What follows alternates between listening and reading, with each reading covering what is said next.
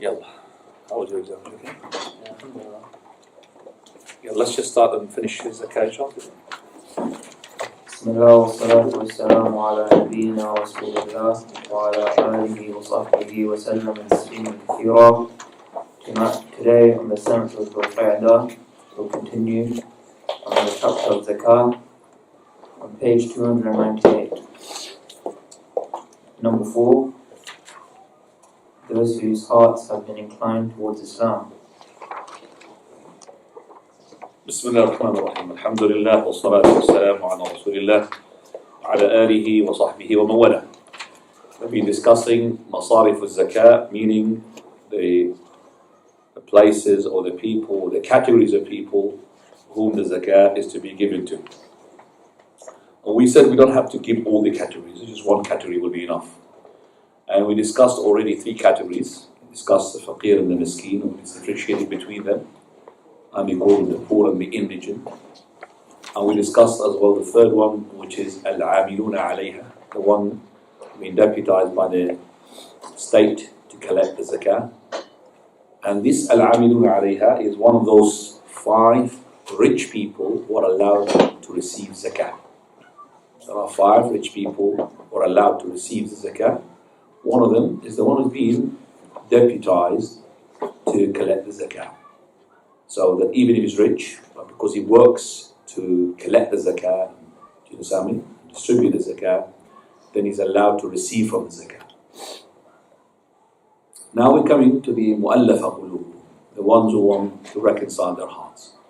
Also, this person could be rich to reconcile his heart. And reconciliation here is either this person is not Muslim, to give him to become a Muslim, like Safwan ibn Umayyah. He was not a Muslim when the Prophet ﷺ had gained the victory against the tribes of Hawazin and Thaqif, and he had, this is the Battle of Hunayn, he had lots of war booty. So he came back and he gave Safwan ibn Umayyah, even though he was a kafir and mushrik, from that as a zakah, in order to reconcile his heart. And Safwan ibn Umayyah, he said, the Prophet of Allah kept giving me until I loved the Prophet ﷺ. He became the most beloved person to me, even though he was the most hated person to me. And also, you could give it to somebody who is just embraced Islam in order that he would enhance Islam. So this is the second category underneath this reconciling the heart. First one we said, to give it to non-Muslim to become a Muslim. Can I just answer this one? Yeah. It's going to my head really. So the second category is to give it to the Muslim who's just embraced Islam to strengthen his heart. Like for example, the Prophet ﷺ, he had given people from the people of Quraysh who just at the opening of Mecca, or the possession of Mecca, and he's giving them so many camels. And he said, verily, I'm giving those people, even though there are more dearer people than them to me, but I'm giving them just for the sake that Allah Azza wa Jal will not throw them on their faces in the fire, meaning that these people will leave Islam. So I'm giving them to strengthen their Islam. So this is the second category under this called Al-Mu'allafa Qulubu. Also, as a third category in this one, in this Mu'allafa Qulubu, I'm talking about the fourth category, but there are underneath the 3, you could divide them. Who is the Mu'allafa Qulubu? Number 1, we said, the mushrik, to make him embrace Islam. Number 2, the Muslim who just mushrik embrace Islam, to strengthen his iman. Number 3 is the person we give him for the sake of that that maybe other people will take his example and embrace Islam. So he's like a head of a tribe. Okay, so this person will give him, so the other ones, they look at him and look up to him, and they will say, hang on a second, this person, and once he embraces Islam, other people will embrace Islam because he's the head of a tribe. So we give him. That's called reconciliation of the heart. Also, we give to the person who's just to give him zakah in order to be because he's got power to collect the zakah from the others. So the reconciliation of his heart, meaning if this person, he has got his word over the other community, so we give him from the zakah to reconcile his heart in order that he would collect the zakah from the others. Or for example, to protect the Muslims from harm. All of those comes under the category of al-mu'allafa qulubuhum. Prophet ﷺ has given al-Aqra' ibn Hasib, Habis, Uyayna ibn Badr, wa Alqama ibn Ilatha, and those people are very tough, rough people. He said, "Ata'allafuhum, I want to reconcile them, bring them closer to us." Do we give these people after the death of the Prophet ﷺ? Because Ibn Kathir, he said that there is a controversial regarding, do we still give them until today? Umar al-Khattab, he said, in his reign of his Khilafah, Wallahi, he will not give them anymore. That was at the time of the Prophet of Allah. Now, if he wants to embrace Islam, it's up to him. If he doesn't suit himself, because we don't need them. As Umar al-Khattab, he said. So it's up to him. If you want to embrace Islam, embrace Islam. I'm not going to give him money to make him embrace Islam. And some others said, no, we still give them to reconcile. And the correct opinion actually is a reconciliation, to reconcile the hearts, to soften the hearts, still going on. The fifth category now. Number 5, to free the captives. Free the captives. Freeing the captives is the 3 categories. Category number 1 is a person who's got a captive, he's got a slave, so he gives him a zakah, to free him as zakah. Second category is, it's a person who is a slave of somebody else, so you purchase him and then you set him free. And that's as well, you can use a zakah money. So number 1 we said, you free your slave, so that's a zakah. Number 2 is that somebody else has got that slave and you pays from your zakah to purchase him and you set him free. Or third one, whom is a person belong to somebody else. Sorry, it's just heavy. So belongs to somebody else and he's a slave of somebody else, but he made a deal with his master that once he pays him such and such amount of money, then this person will be free.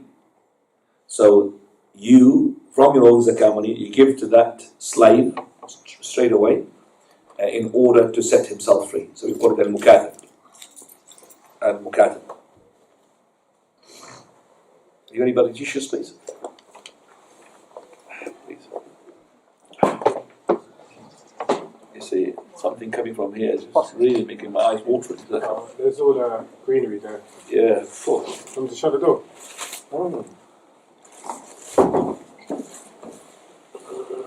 Oh.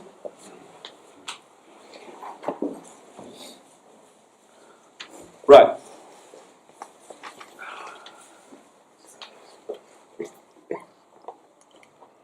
Sixth category. Number 6, those in debt. Those who are in debt. Those who are in debt also are categories. Some of them, they could be rich and you can give them zakah. How? This is the hadith, which is hadith Qabisa ibn Mukhariq al-Hilali.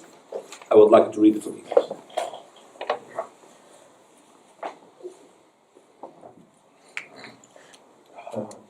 The base for this is the hadith of Qabisa ibn Mukhariq al-Hilali.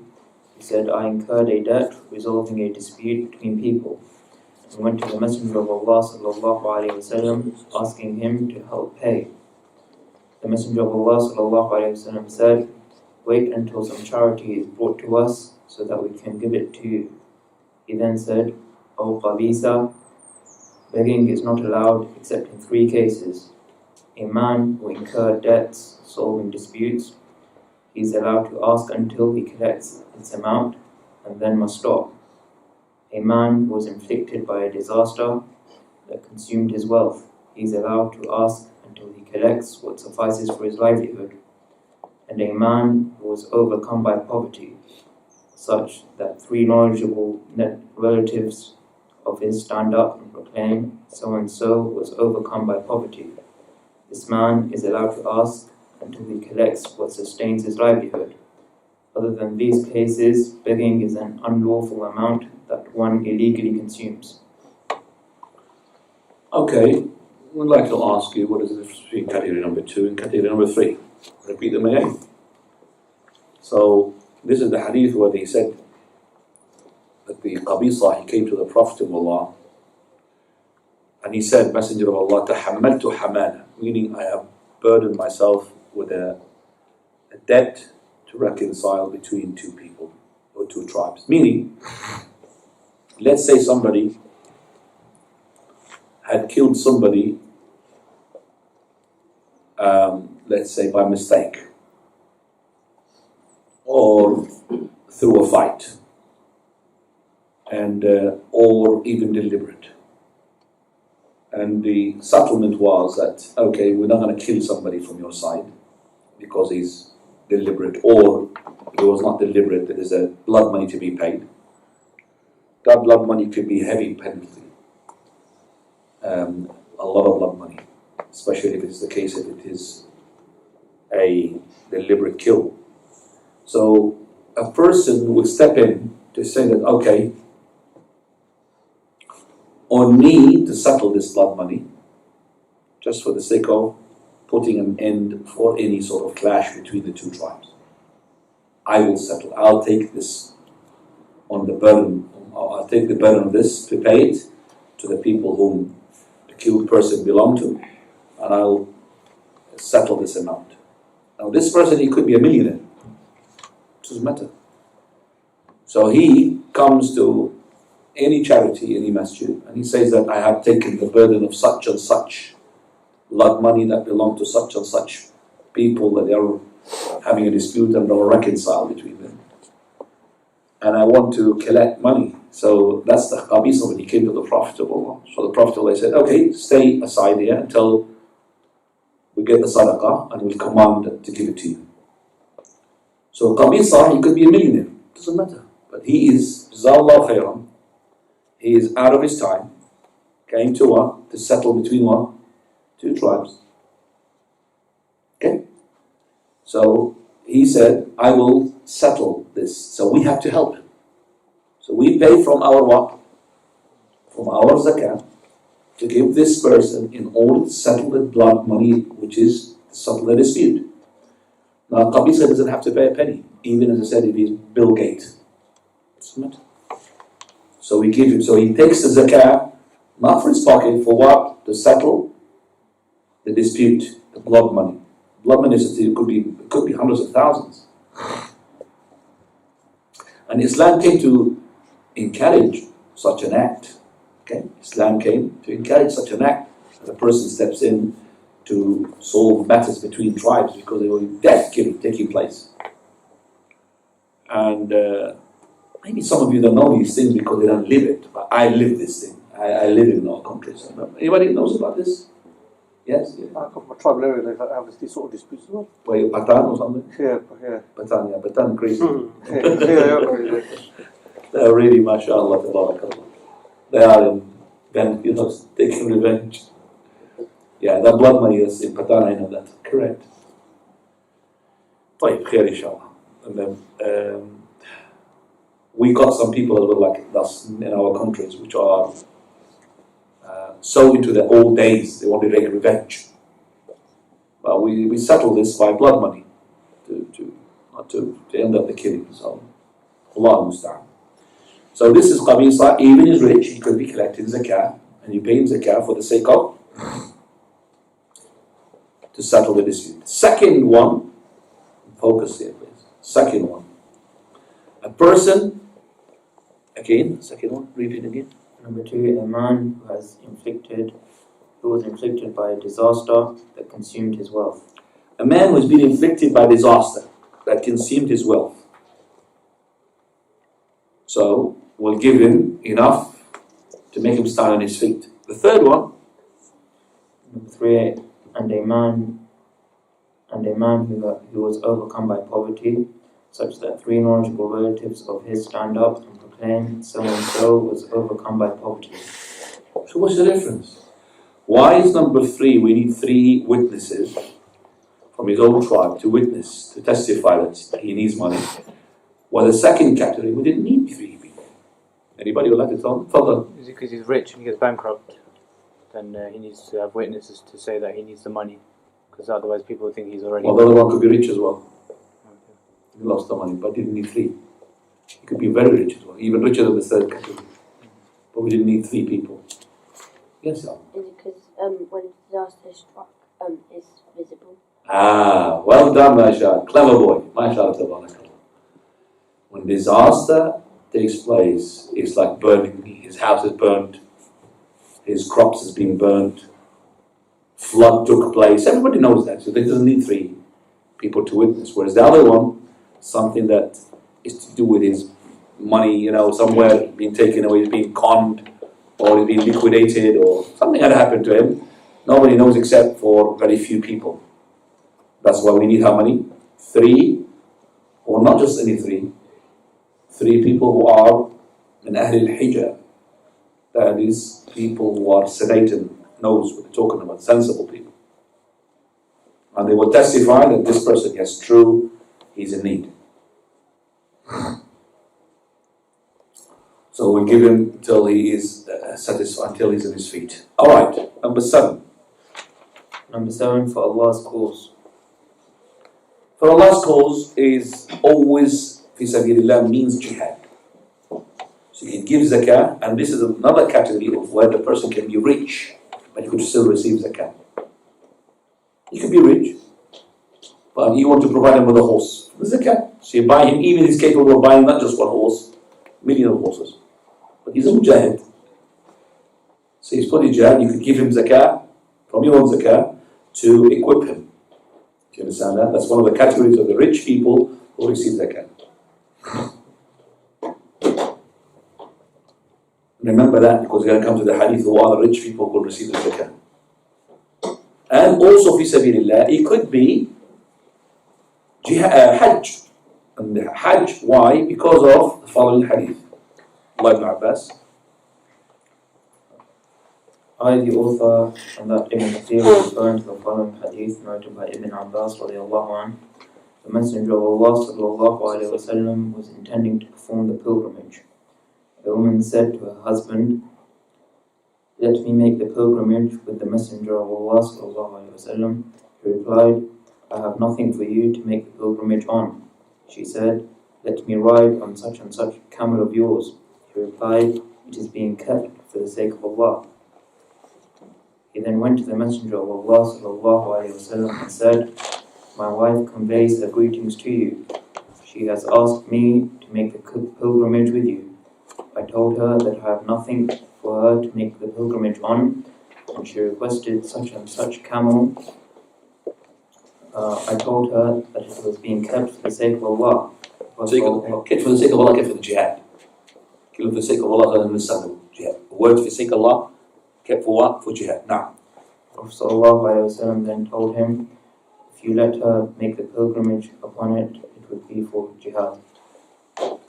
so that's why the scholars use this hadith to say that giving money from the zakat to the person who wants to make hajj, hajj al-fariḍah, hajj al-fard, is hajj which is obligatory, and it is zakat. It's acceptable.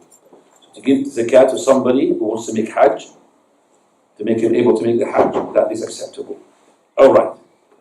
Last category. Number 8, for the wayfarer. The wayfarer, what is it? What is it? This refers to the traveller who is cut off in a foreign land and has nothing to help him along in his journey. He is to be given from the zakah until he is able to reach his homeland, even if he be a person of wealth. This is also the ruling for a person who starts a journey from his land and has no money. He is to be given sufficient money from the zakah until he is able to go and return. The evidence for this position is in the verse above, as well as the following hadith recorded by Abu Dawud and Ibn Majah from the hadith of Ma'mar from Yazid ibn Aslam, from A'ta ibn Yassar, from Abu Sa'id He said, the Messenger of Allah ﷺ said, it is not permissible to give charity to a rich person except in 5 categories. One employed to collect the zakah, a fighter for the sake of Allah, a rich person who bought an item of charity with his wealth, a person who is given charity, and then he gives it as a gift to a rich person and a debtor. طيب. Ibn al-Sabil. Ibn al-Sabil, the wayfarer or the traveler. Traveler is just 2 categories. Category number 1 is a person who left his homeland and he went to an area and he can't get back. This person, he could be rich, but he can't get his money. Do you understand that? He needs money now to go back. He's got 2 options. Either to take a loan and then pay it back, or take from the zakat. Doesn't pay anything. Which one is better? Put your finger up, please. تفضل يا أحمد. الزكاة. Take zakat. No. I'm not saying no. I'm saying no. Oh, okay. I'm not saying yes or not. Take zakat. I'll Take take zakat. zakat. Well, No. loan. Why is loan? Why is zakat? Why is zakat? Because it's ease from Allah. It's from Allah. Yeah, take a loan. Why? The reward is greater. What's greater? If he takes a loan and he dies and he can't repay the loan, it's better to take the zakat, isn't it? Zakat, because the loan can be paid. Yes. Okay. Well, we know that the hadith of Prophet said, اليد العليا خير من اليد السفلى. The upper hand is better than the lower. Always to be upper means what? The one who gives. You don't have to be what? To receive. It's better actually to take a loan. Even if you're going to die, because the loans will be paid and taken because you're rich man. You're a rich man. Once you're rich, your money will be paid regardless whether you die or you don't die. So if you're alive, you're going to pay it back. If you're dead, the first thing will come out of your money is the debt, the loans. No, I will be the upper hand. I will not put my hand to the zakat. I will say, brother, give me a loan, I'll give it to you. As for the person who's come to initiate a journey, he cannot be rich because his homeland, he's got his money. I can't give him zakat. But he's poor and he needs that journey. Let's say, for example, he needs to bury his mother. She'd been, or his son, whatever, in a different place, different town, different country. So he needs the ticket money. We give him going and coming back. We give him price of the ticket. Can we just stop going and coming? Okay? Because you're not going to understand it. You've got to keep going, coming, you're not going to understand it. Right, so basically the person, when he is in need of a journey and he is poor, we give him, he's not poor for food, but he's poor to get the ticket. So we give him enough money to, inshallah, make the journey and come back. Prophet ﷺ, he said, the sadaqah. Sadaqah means the sadaqah, whether it is voluntary sadaqah or the zakat, can be given to no rich except in 5 cases. You can't give this sadaqah or zakat to a rich person except in 5 cases. العاملون عليها. العاملون عليها. The one who will be deputized to distribute or collect the zakat. This person even is rich because he's doing a job. So he give him from the zakat money. So he's a zakat recipient. A person who is working to collect the zakat, he is able also to take money from the zakat for anything that he needs. I think I remember I talked about this. Like for example, let's say he wants to collect the zakat from such and such an area, he needs to go to a hotel. And he will go to the hotel which he normally goes to. Because maybe let's say this is a rich person, he does not like to stay in this rubbish hotels. Do you understand? He's a wealthy man, and he was stand at his 5-star hotel. So his 5-star hotel has to be taken from where? From the zakat. Well, why did you want to send him? Send him somebody else. But maybe you send him because he's known to be rich. When he collects the zakat, people will feel what? Comfortable to give him the zakat. This guy's not going to steal it. Whereas a poor person, it's always his saliva coming down. His saliva is going down because there's money there. And he can make himself a fatwa to take from that money. I'm poor, let me take from it too. ما في مروحة you don't have a fan here? Got lots of fans, but we don't have a single fan. I'll ask them They're to not working. on that. Sometimes All of you, mashallah, fans, man. Let me go ask them to on that. Yeah? Please, yeah. This is very hot in here. I want to take off my clothes now. Edit that. Take off your clothes. And also the bit to do with the baton. Take that before the kill.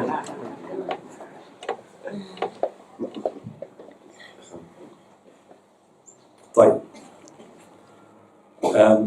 So let's just focus upon this now. The second one is the one who is in debt because he had taken the burden of the reconcile. Remember, he wants to reconcile, he could be rich. Third one, who is the one who's mujahid fi sabilillah. He's making jihad. And he could be rich, but I want to give him zakah to equip himself. He could receive the zakah, take the zakah. And then he says these two things which you haven't really come across with. That is number one, miskeen tasaddaqa alayh. Or tusuddiqa alayh. A poor man who is being given to him as a sadaqah, and from that sadaqah he gives part of it as a gift to somebody who's what? Is rich. So this rich now became a recipient of the zakah even indirectly. For example, Prophet ﷺ, he had a slave woman, and there was a sadaqah of a lamb, like a barbecued lamb, sheep, being given to her. Sadaqah because she's poor. She works as a slave for the Prophet. Her name is Barira. And when Aisha wanted to give him some, she said, is it sadaqah? We can't take from it because the sadaqah, you remember we said, Al Muhammad, you remember that? I'm not recipients of the zakah, we can't give them zakah. She said, no, Messenger of Allah, being given to Barira, and she's giving us from it as a gift.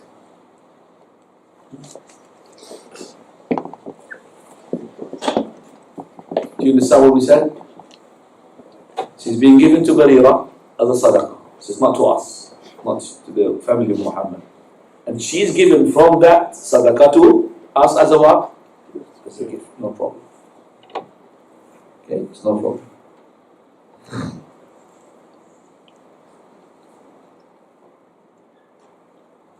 The last one is a person who is given a zakah to somebody, and that person had given it to somebody else, and somehow he ended up getting his own zakah back. Let's say, for example, I gave to somebody as a poor person a horse, zakah. This horse was sold in the market. And I went to get there and I bought that horse. Okay. But this has to be not with pre-planned. Then you will end up actually cheating because you want to pay less than the zakah that you pay. Say for example, your zakah is 1 sheep because you have how many sheep minimum? You 1 sheep? 40. You have 40. Give one. Yes? Okay. So you gave one sheep as a zakat. And you know this person is going to sell it for any price in such and such market. So you go there and wait. To get that sheep of yours, which cost a lot more than, but because that person is desperate, you go and purchase it. You see, I'm not cheating. It's not allowed. But if it happens now, you didn't do that. It's been sold, and you happen to be there, and you're not really pre-plan it, or you've been sold to other people, and you got it back. That's as well here. Person received his own zakah, even his what? This is the fifth category. Right, now, let's just go to them one by one. First one was what? The recipient? Poor, indigent. Which is better for the poor person? To give him the zakah directly to his hand? Or am I allowed just to go and purchase things for him? Am I allowed to purchase things for him without his consent? No. The zakah is his, isn't it?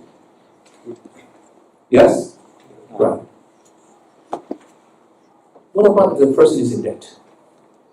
And I know that creditors who are sometimes predators. So, which is better?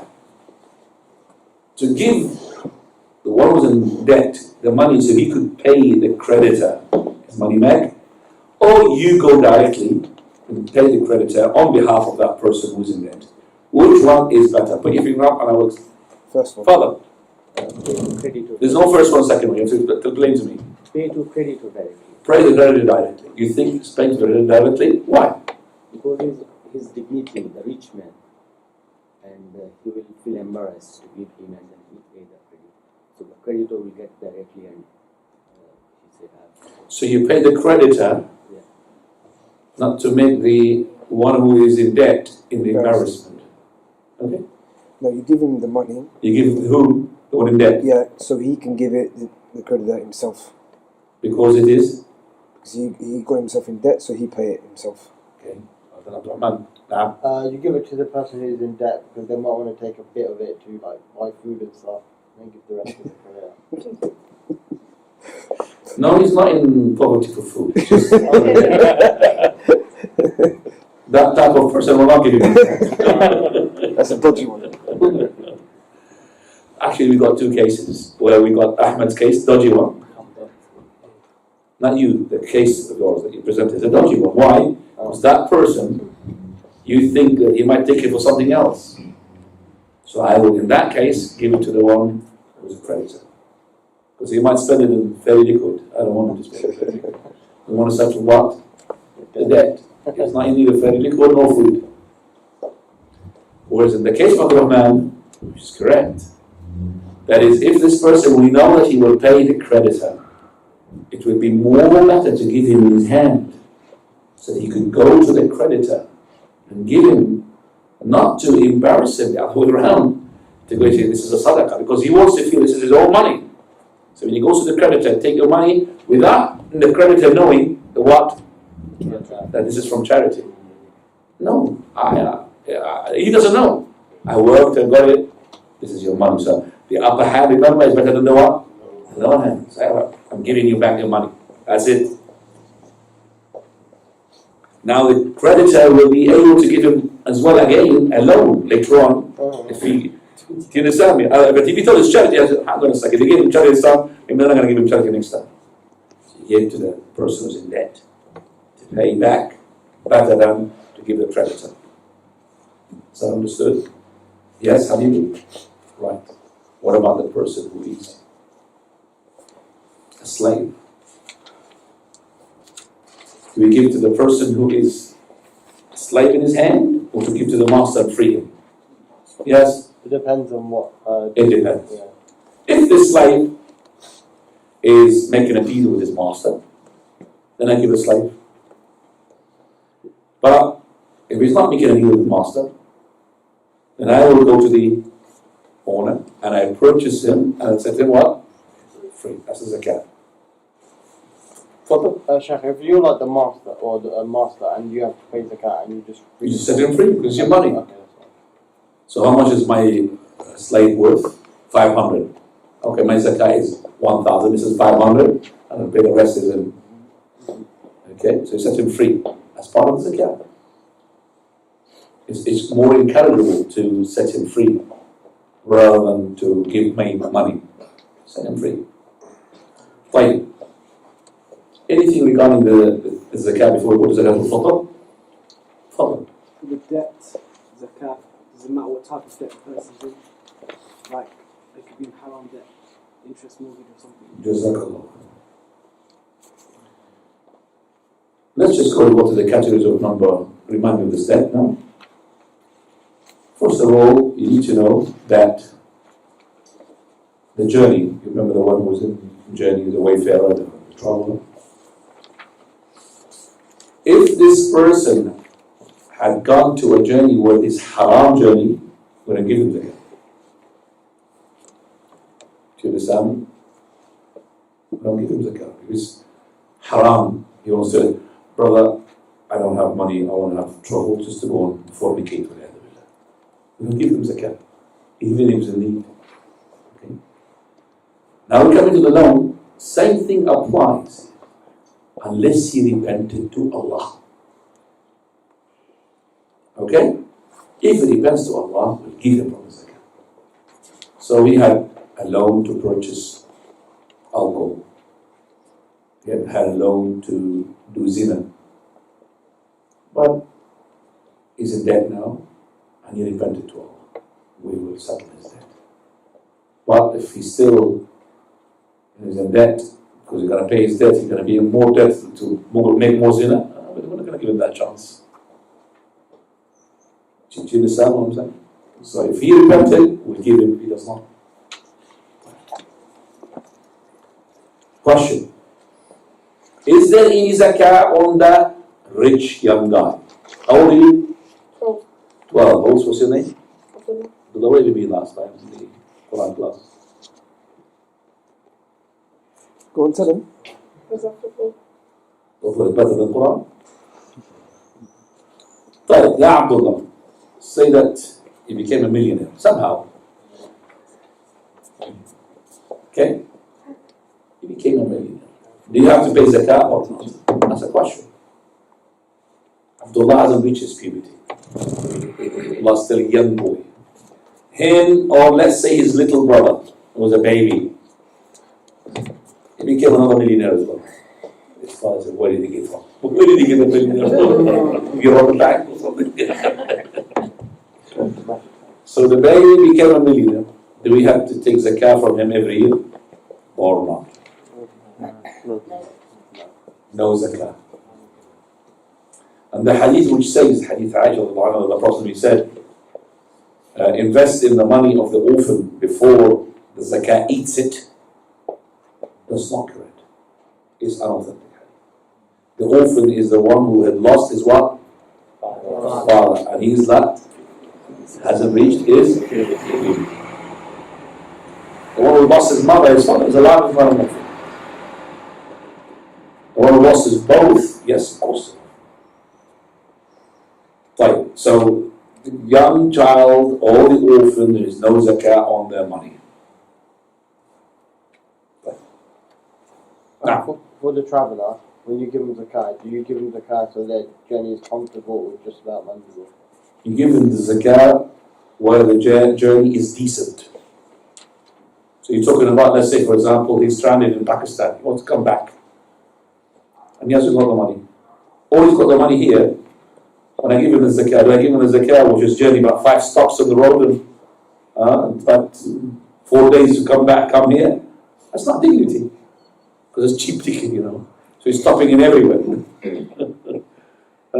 Just because I want to give him little money. No, I'll give him proper, that is a decent one. Maybe 1 stop, 5 stops. Follow. I heard there's some people that when there's zakat due on a particular date, they take the money out and spend it so they don't have to pay the zakat. Is that cheating? if this person had the money which is the nisab, the threshold, let's say he's got £5,000, and the day is due, for example, tomorrow, to pay zakat for 1 year, and he had spent money just the day before. Now, that depends on his intention. If he spent the money because he wanted to spend the money, not because he wants to run away from the zakah, and he spent 3,000 one go, and it's just 1 day, and it became now less than the nisab, became 2,000, there's no zakah. But if he did it just to run away from the zakah, like there is in the madhab of Hanafi, where the person's got gold, husband, and before the day which is due, let's say for tomorrow I'm going to be paying the zakah on my gold, what he does, he gives that gold as a gift to his wife. That's in the matter. Gives it as a gift. Just for 1 day, he's not going to have it well. After that day, he brings it back. Because the gift is can't be allowed taken back. In order to run away from what? And they allow this. And this is called cheating, it's not allowed. Okay? That's documented in the Madhab Hanafi. Now, if a person dies and he's in debt and his family is poor, can they pay the zakat, pay the debts? if this person has died and he's poor, can we pay zakah And he's in debt, yeah, he's poor. for the funeral? No, we don't pay zakah except if he's poor, but not the person who's dead. The dead we can't pay because dead, he can't receive money. No, you pay his debts. Oh, his debts. Yeah. Oh, I thought it was dead. Well, let's just answer the two questions actually. I made a question now out of your question. So, can we pay his debts as zakah? It depends. If he had left money, no, we can't. Because the zakah has to go from where? From his money first. Soon as he dies, that priority goes to number one, the money, which is to prepare him for death, funeral procession. Number two, come to the category of the debt. The debt has got categories in it. Number one, the debt that is to free the assets. Because maybe got assets stranded, so we free them. Then after that, we go to the debts of Allah, which is zakat, because zakat he hasn't paid. Then the third category of the debt of the people. Then after that, the will. Then after the will comes the inheritance. The last one is the inheritance, the heirs. So if he had nobody to pay for him, and yes, you could pay the zakah to close the debts on that person. Very good question. Do you understand me? You could pay from the zakah to close that debt because maybe he left his sons and children. They're poor. Question I just developed here: can we pay zakah to prepare his funeral? Zakah. We only pay to the live ones, not to the poor ones. Remember the dead ones. So the live ones, they are poor and they need to bury him. So we give them the zakah because they are poor, and they want to take this money to the funeral. It is better to always generate a box for those who are poor, especially in a country where they might be cremated, so they're buried, to help these people. Sadaqah, general sadaqah. And we know that for a fact that some people that have no families, they could be burnt, cremated. You know that cremation, by the way, doesn't cost money. I think it's only NHS money. It's just press of a button. That's it. He's being burned. It's a furnace. Whereas the burial is a land and is all of that. Some of the burial takes place now these days is in the 5,000 plus. Yeah. Some of the areas which are very expensive, like in London. I have been listening just today to an advert. I said, let me listen to this advert, because they put the YouTube, they just deafening with these adverts. But this guy catches my attention, and he's talking about that, how much death costs, and what is the monopoly here. He said in 2040, 20 years from now, your death might cost 22,000. It's very good. No land left, that's why. We might chop him off now, put him in pieces and put him back. 22,000. And he says that this is a non-Muslim, of course, because their marriage takes prestige as well and everything. And he says that the undertaker is the one who prepared it. They are, these business people, they exploit your emotional when somebody dies, so you are in need. Because you are in need, they ask for a lot of money. But if you pre-plan that, it will be less. You understand? Pre-plan, because you can shop around. Shop around. Okay? You make a deal with the company. But before, when somebody dies, you've been harassed. Everybody will. You need to bury him anyway. So they ask you for a lot of money. Now, تفضل. Sheikh, on the question of So I'll adjust the تفضل إن شاء الله for next time. تفضل. the point of contribute to somebody's hajj. And before next time is going to be the last class before I break.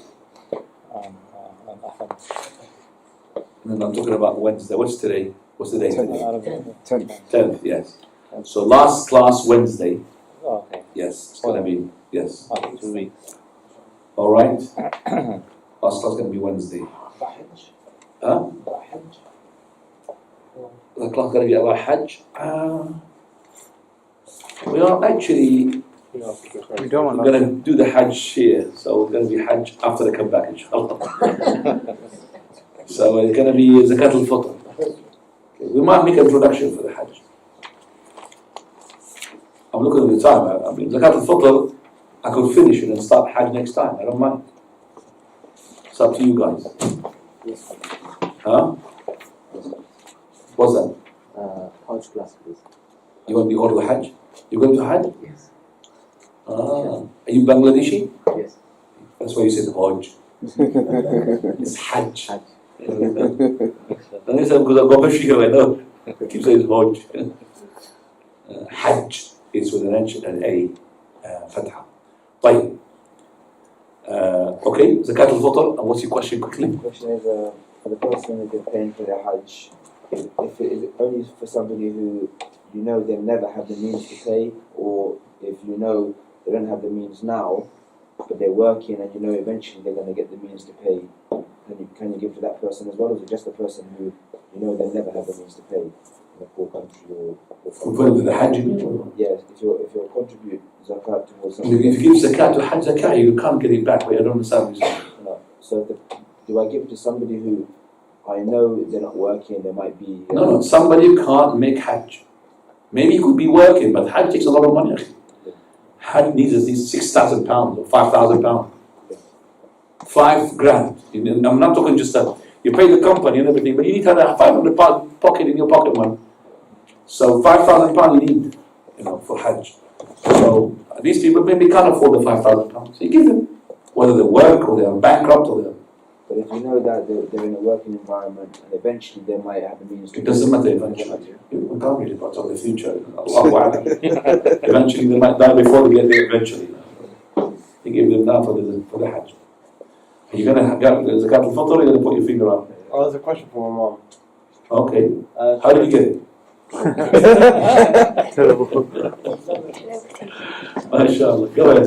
She asked, can you give zakat to a person who lives beyond their means in terms of they spend money and they're in debt because of all the stuff that they bought, and because they're in debt, can you give them zakat? Again, the question.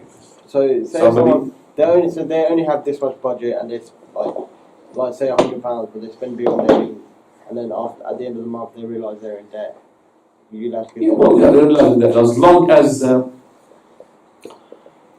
as long as it is not this following case. This person who had capability of, for example, living in a rent or buying a house for £5,000, £10,000, some of the Muslim countries. But he ended up making a house, as I mentioned, for £1 million. And he built half of it. And he said, brothers, I haven't got money to finish my palace. Almost half a package. Finish the palace of mine. I would say, then, brother, sell your palace, the palace at the moment, sell it to somebody who can complete it and finish it up. And spend money on you, but I can't give you money to finish that palace of yours. Okay? So if it is not that case, there's no problem, inshallah. Some people that end up in debt because they spend so much. I know some people used to receive zakat, and they live in a house which costs maybe £800,000. But because they were living in that house and they lost their money, you understand, and they don't have a place to live in except for that place. Alright? So they don't need of zakat. Now, Can the wayfarer be a non-Muslim? can the wayfarer be a non-Muslim? You're going to be able to repeat all of this because it's a very good, this is a dimension of Muslim and non-Muslim. Zakah, okay, everybody, cannot be given to non-Muslim except in one case. Which one? Bringing close to the hearts. Softening the hearts or reconciling the hearts. That's it. Okay, the wayfarer, I could give him, if a non-Muslim, sadaqah. No problem. But zakah, no. But if you thought that giving him, to rescuing him, would bring him closer to Islam, you could give him? If you wanted, for example, to give him, to reconcile his heart, but he's a wayfarer as well at the same time, and he's a poor at the same time, and he's whatever, and he's rich, then you can give him. Sure. Because one of them is reconciling the heart. Yeah. But he is as well poor, and plus that he's a wayfarer as well. And in debt. And you can give him because of that category. Yeah. Asia, another question? No, it's right in my head. He's thinking. Every time he scratches his head, comes up with a question. Zakat al-Fitr. Zakat al-Fitr is the zakah that you pay at the end of Ramadan. Okay? We spoke about it a number of times. We speak about Ramadan, yes? Yes. It's going to be quick. Zakat al-Fitr, it is not money. It is to be food that can be stored. Food can be what? Stored. It cannot be chicken or kebab or meat or. It has to be food that can be stored. Like for example, dal, lentil. Like for example, rice. Like for example, wheat. Like for example, barley. For those people who eat barley. Some of the people, they like barley because they cook it they bake it for bread and all that. It's like dates, it's like raisins, not grapes. Grapes, no, we need fridges for grapes. But raisins, yes. Okay. So all of those are to be, as well curd. Heard about the curd? Dry cheese. Not Kurdish people, but curd. That is dry cheese. All of that, it is compulsory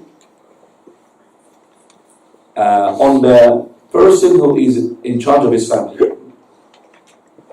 Not on the members, on the one who's the head of the family, and he will pay it on behalf of every person whom he is responsible to spend on them. So whether it is daughters, his sons, whether they're old or young, whether they are babies, whether if his mother, his father is within his expenditure, for example, he spends money on his father-in-law, he will pay on their behalf as well. The baby in the womb, there is no zakah. You can give anything you like, but it's not zakah. It's zakat al-fitr. Unless it's been born before the sunset of the last day of Ramadan, then you have to pay zakat al-fitr on him. And the amount you pay is a sa'. Sa' means volume, 4 handful, which we made it easy for everybody, which is what 3 kilos we said. 3 kilos from those items, 3 kilos of raisins. So if you are a family of 7 people, you and your wife,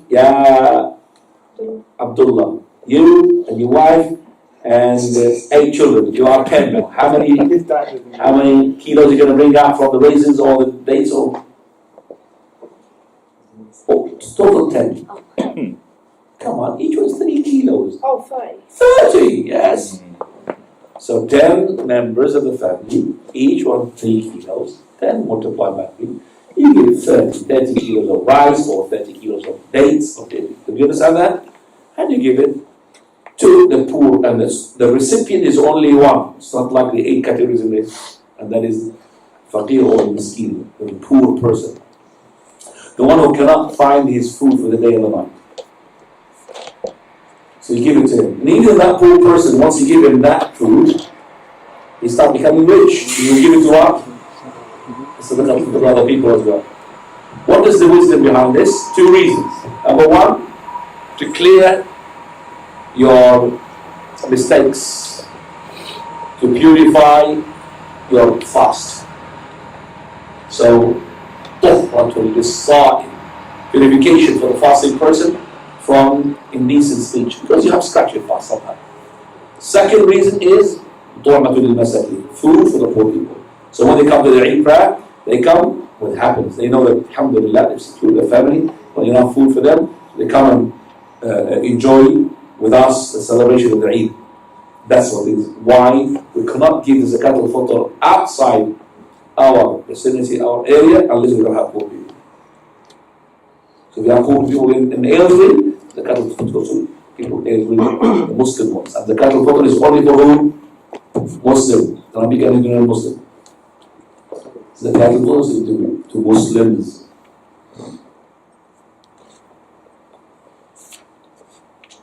When you give it out on the poor person is to receive it definitely before Salat al-Eid of his, not yours, of his, the poor person.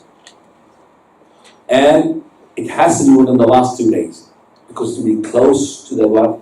To the Eid. Prophet likes to give it between Fajr of the day of Eid until what? Salat al-Eid, at that time. And that's why from the Sunnah is to delay what? Eid al-Fitr. Delayed. Eid al-Fitr is to be delayed. Why? To give more time for giving what? But because now we need to expand with a lot of people, so the companions of their time is to give it in the last 2 days. Not before that. Last thing, which is the general sadaqah. General sadaqah, it is very recommended for the person, every time he finds himself stingy, is to give sadaqah to such an extent that your left doesn't know how much you're right to spend. You're going to be in the categories of those whom Allah will give you the shade of the day of resurrection. Give sadaqah, a sadaqah from the word sidq. It shows the truthfulness of your heart. Fine. Stop here. Time for questions. Tafadhal. Because raisins are dry fruit, are you allowed to give other dry fruit as long as it is food? Sugar is not food. You know that. Dry fruit. So yeah, I'm saying as long as it is dry, can be stored, no problem. Okay. And it is food. Yeah. Should some. So like dried apples and stuff like that. Yeah. Okay. But what do you consider tomatoes then? Fruit or not fruit? They're fruit. I mean, the dried tomatoes, who are you going to eat them? I don't know. In Spanish. You understand me? So it's not every dry fruit can be fruit. I'm trying to say to you.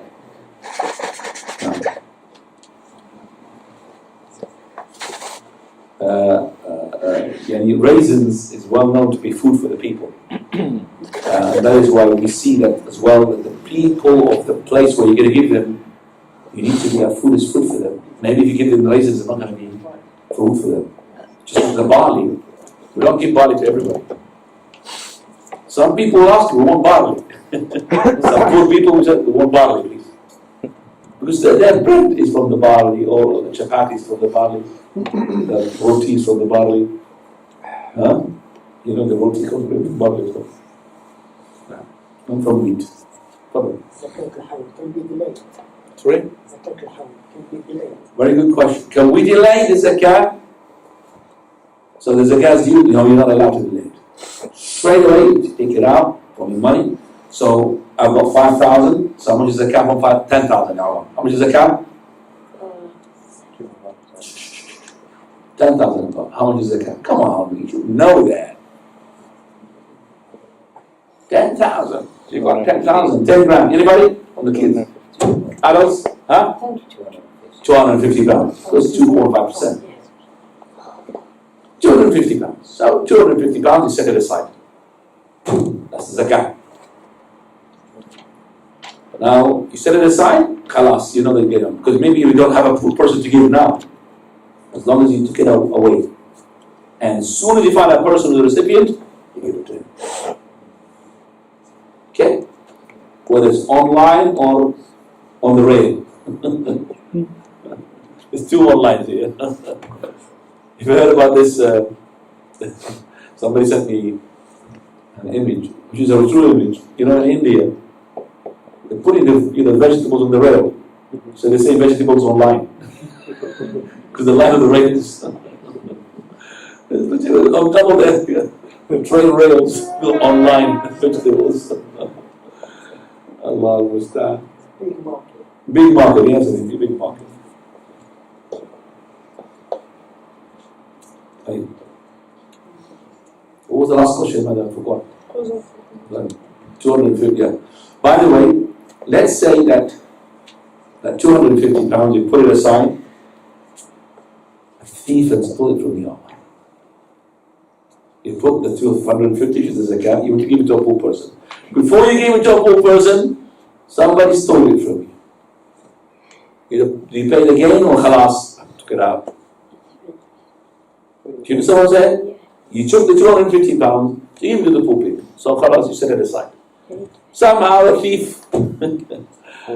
Huh? Poor thief. Khalas, you paid it. That's what he said. Yeah, paid it. Khalas. No, it's not halal. It's not halal. Allah, you have to pay the gain.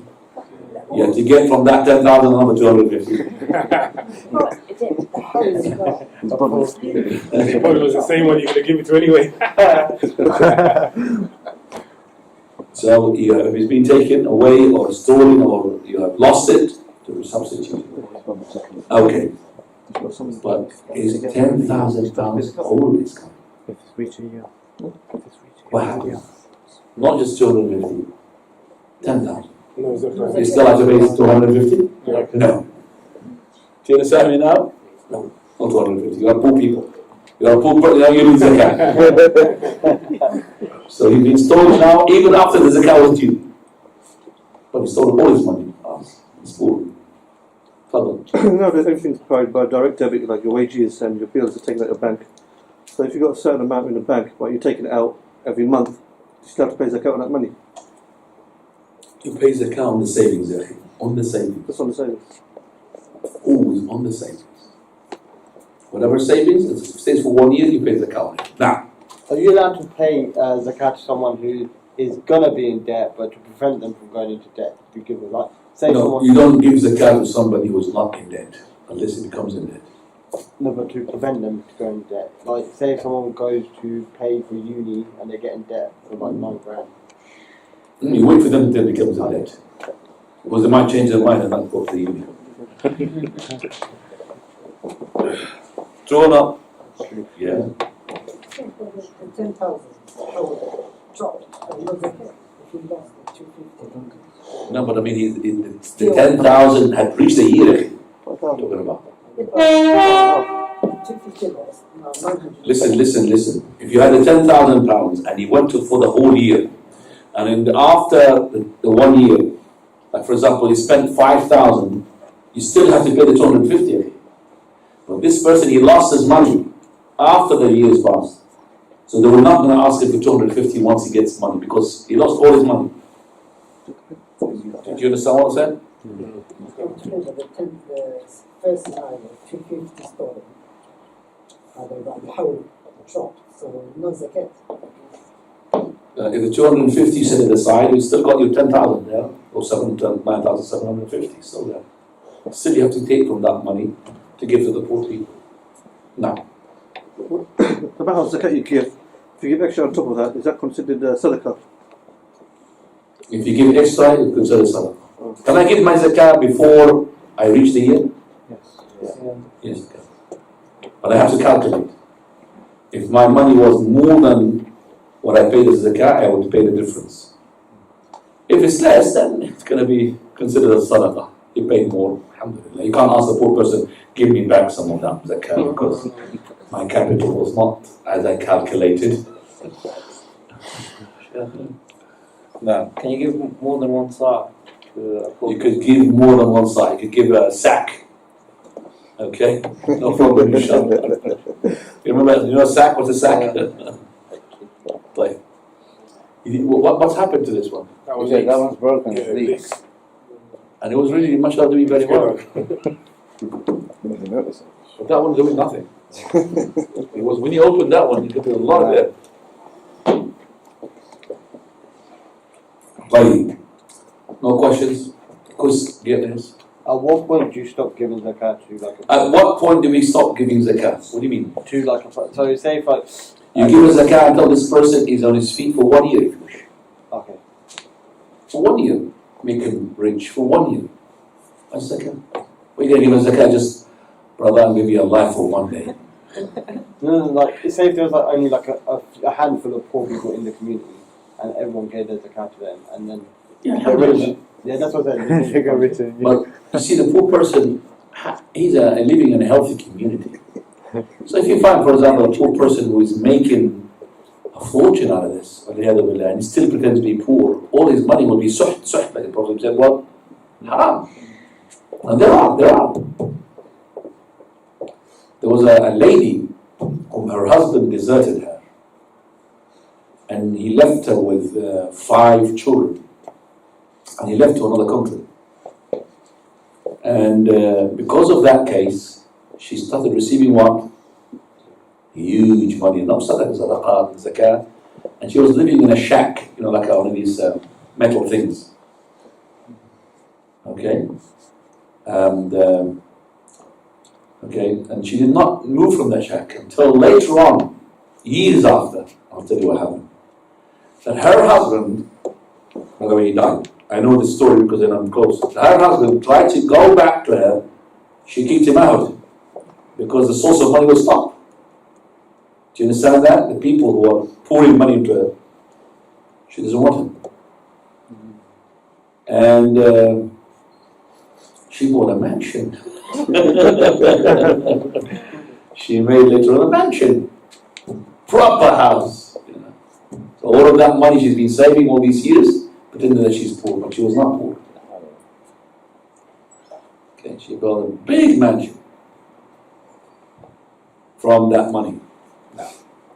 And you've heard as well in Egypt, some of those who used to be working as a gate man, he receives as well tips. Lots of people. Like beggars basically. One is the gate man, he ended up owns 2 lofty story buildings when he died. So the government took it away from him. They didn't give it to his children. So he used to be pretending that he's what? Poor. But he had owned what? 2 skyscrapers. Not skyscrapers, I would say about stories about 4 stories or 5 stories each building. I think he was a gate man as well for one of them. الله.